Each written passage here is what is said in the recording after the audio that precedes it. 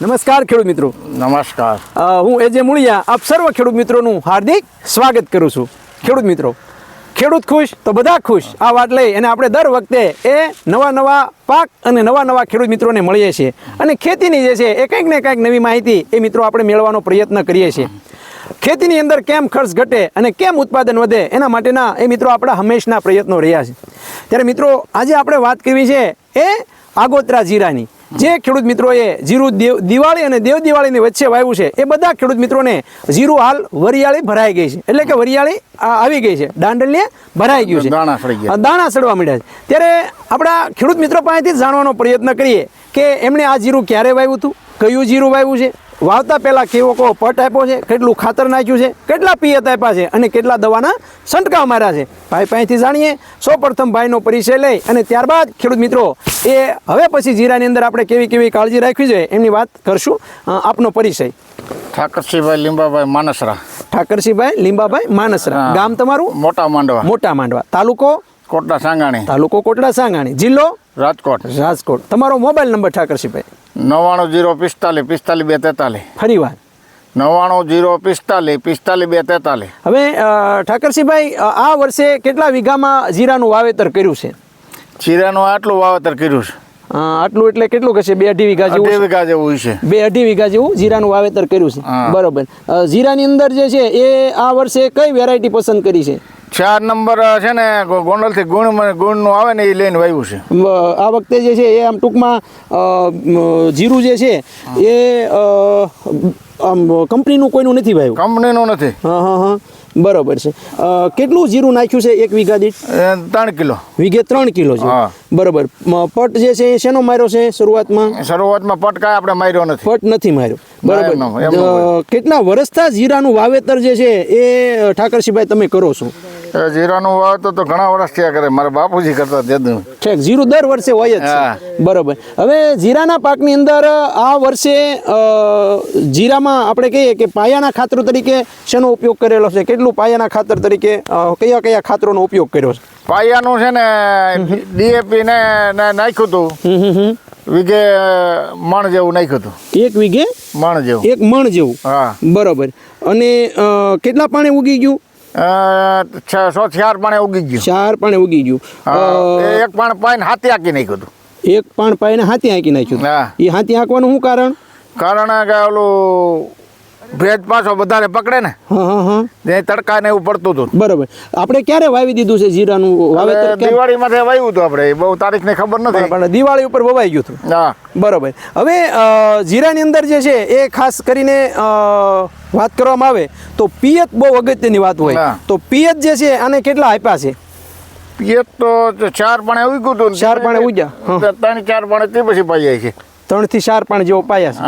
બરોબર. હવે આની અંદર હવે કેટલા પિયત આપશો કે કઈ હવે જરૂર નહીં?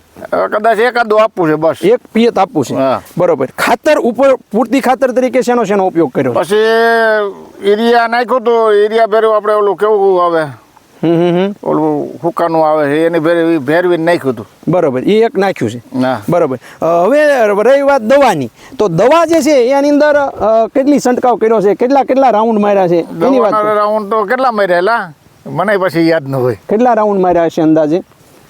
શેની છંટકાવ માટે? થ્રિપ્સ માટે? મારી હતી ખેલે મારી હતી ગળાની મારી હતી. એકવાર ગળાની, એકવાર થ્રિપ્સની ને 2-3 વાર થ્રિપ્સની મારી. બરોબર. ફૂગ માટેની જે છે કઈ મારી છે? ફૂગની નથી, કાંઈ મારી જ નથી.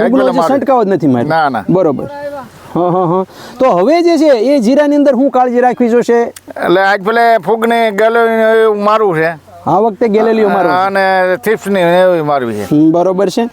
ખેડૂત મિત્રો, જીરું જે છે એ હાલના સમયગાળા અંદર કહેવાય કે ફૂમક્કે જે છે એ આવી ગયું છે, દાણા ભરાવાની શરૂઆત થઈ ગઈ. વરિયાળી જે છે એ ડોડવાઓ જે છે કમ્પ્લીટ થઈ જવા મળ્યા છે. તો મિત્રો આ સમયગાળાની અંદર ઠાકરસિંહભાઈ જો આપણે બાબતની ખાસ બાબતની જો કાળજી રાખવી હોય ને તો એ છે કે આમાં જે આપણે જે ગેલેલીઓની તમે વાત કરો છો એ ગેલેલીઓ જે છે એ હવે જે છે એ કોઈની વાટે રહેવાનું નથી. કાળીઓ આવશે કે ન આવે કે એની કોઈ વાટે નહીં, પણ આ ગેલેલીઓ જે છે એ મારવાનો તમારે ફરજિયાત છે. આ ગેલેલીઓ મારી દો તો કાળિયાનો કોઈ પ્રશ્ન આપણને આવવાનો નથી. ભલે આપણને એવું લાગે છે કે આમાં આપણે નહીં આવે, પણ જીરું કર્યું છે તો આપણે ગેલેલીઓ મારી દેવા. બરાબર. તો આ ગેલેલીઓ જે છે એ આપણે સુકારો આવવા દેશે નહીં. સાથે સાથે આ જે આપણું જીરું જે છે અત્યારે ફૂલ વરિયાળી એ ભરાણું છે, બરાબર, જે દાણો જે છે એ બંધાવાનો શરૂઆત થઈ છે, તો એને ખાસ પોષણની પણ જરૂર પડશે. શું જરૂર પડશે? પોષણની પણ ખાસ જરૂર પડશે. હવે એને આપણે પિયત તો આપવાના છે નહીં, તો એને પોષણ ક્યાંથી મળશે? ખાતર તો એને હવે આપણે આપવાના. તો એના માટે વડદાન કરીને આવે. શું આવે? વડદાન જે છે એની અંદર એમિનો એસિડ આવે, અને આ વડદાનનો ઉપયોગ એ મિત્રો જો આપણે આની અંદર ઠાકરસિંહભાઈ કરવામાં આવે, એક પંપમાં 25 ml નાખવાનું છે. કેટલું? અને એ ખાલી 25 રૂપિયાનો પંપ થશે. કેટલાનો પંપ થાય? 25 રૂપિયાનો. વીઘે કેટલા પંપ થાય? 3 પંપ. 4 થાય. તો એનો 4 પંપ જે છે એ જાય તો એનો ખર્ચો જે છે એ જે વડાણ છે એ 500 ml ના 600 રૂપિયા ભાવ છે. કેટલા? તો એનો પંપ જે છે આપણે કેટલાનો પડ્યો? 30 રૂપિયાનો. તો 3 પંપ કરીએ કે 4 પંપ કરીએ? 4 પંપ કરીએ તો 120 રૂપિયા થાય, અને 3 પંપ કરીએ તો 90 રૂપિયા થાય. અને એનો છંટકાવ કરી દેવામાં આવે. જે ખેડૂત મિત્રોને આવું જીરું થયું છે, જેને વરિયાળી ભરાવાની શરૂઆત થઈ છે, એ દાણો જે છે આખો ફૂલ ભરાવદાર બને, ઝડપથી ફૂલમાંથી આ જે આપણા ફૂલ જે છે આ ફૂલમાંથી ઝડપથી જે છે એ ફળમાં કન્વર્ટ કરવા માટે આ વડદાન જે છે એ કાફી છે. વડદાન એક પંપમાં કેટલું નાખવાનું છે? 25 ml. અને એના છંટકાવ કેટલા કરવાના છે? 2. ગેલેલિયો સાથે મિત્રો જે ખેડૂત મિત્રો હાલના સમયગાળા અંદર જીરું, જે ખેડૂત મિત્રોને 50 થી 60 દિવસનું જીરું થયું છે, એ બધા જ ખેડૂત મિત્રોએ આનો ઉપયોગ અવશ્ય કરવો જોઈએ. શું કા? તો કે એક તો ફૂલમાંથી ઝડપથી ફળ બનાવશે, ફૂલની સંખ્યા ખૂબ વધારે છે.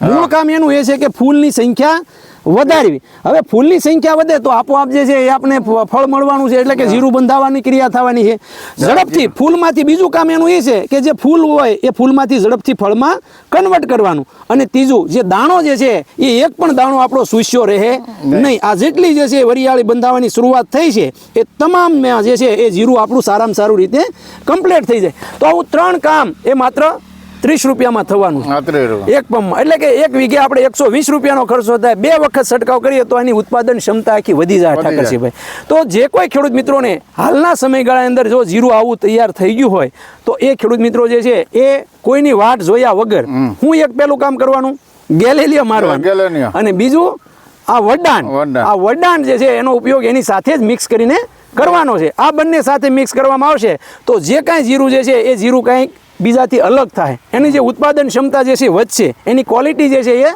સારી બનશે.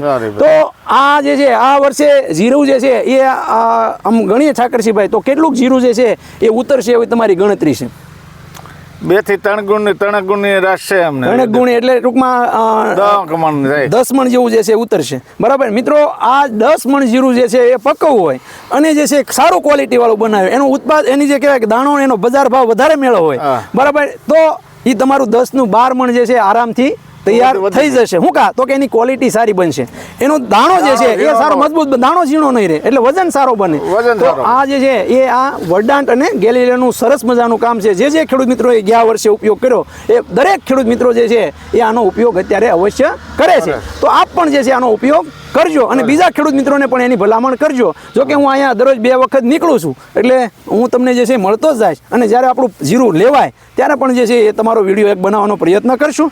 ઠાકરસિંહ, આપનો ફરીવાર એકવાર મોબાઈલ નંબર આપો જેથી કરી અમારા ખેડૂત મિત્રો આપનો સંપર્ક કરી શકે. 99 મિત્રો આ ઠાકરસિંહભાઈનો નંબર છે. એમનું જીરું જે છે એ અહીંયા કહેવાય કે મોટા માંડવા અને જે છે એ માણેકવાડાની વચ્ચે આ જીરું જે છે રોડના કાંઠે જ જે છે એ આવેલું છે. તમે અહીંયા નીકળો તો આવું જીરું જોવું હોય તો ચોક્કસ જે છે એ તમને અહીંયા જીરું જોવા મળશે. મિત્રો, વધારાની માહિતી માટે અમારો હેલ્પલાઇન નંબર છે 9231 93 89 9231 આ નંબર પર મિત્રો ફોન કરી અને જીરાના પાકની વધારાની માહિતી જે છે તમે મેળવી શકશો. ઠાકરસિંહભાઈ, અમારા ખેડૂત મિત્રો માટે આપે ખૂબ સરસ મજાની માહિતી આપવા બદલ હું એજે મુળિયા આપનો ખૂબ ખૂબ આભાર માનું છું. ખેડૂત મિત્રો, ખેડૂત ખુશ તો બધા ખુશ.